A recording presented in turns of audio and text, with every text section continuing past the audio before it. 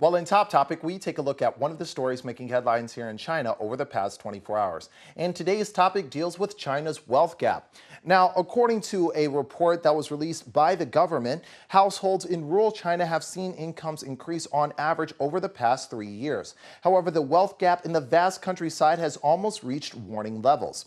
According to a survey that was done by the Central China Normal University's Center for China Rural Studies, the cash income for rural households grew a little over 14% from a year earlier to an average of 38,894.4 renminbi. And the per capita cash income in rural areas rose almost 12% to 9,260.6 renminbi. Now, the report went on to say that the income growth was fueled by rising wages among farmers who have abandoned rural life to work as migrant laborers outside their hometowns, mostly in cities. Now, China is experiencing the largest mass migration of people from the countryside to urban regions in history. According to official data, the nation had 253 million migrant workers by the end of 2011, which is 10.55 million more than a year earlier.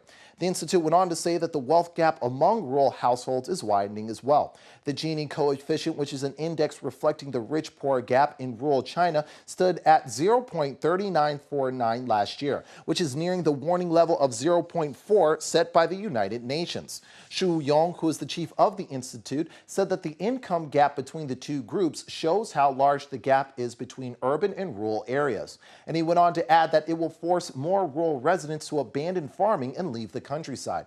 He also warned that as a result, the cities will likely face more pressure and problems will emerge in the country's agricultural production. So it appears as though farmers are leaving their farms in order to work in the cities. However, a lot of people are starting to wonder that if China has no more farmers, how exactly will they feed the country? Well, you're watching Media Watch on BON. Next up, we take a look at the name in the news.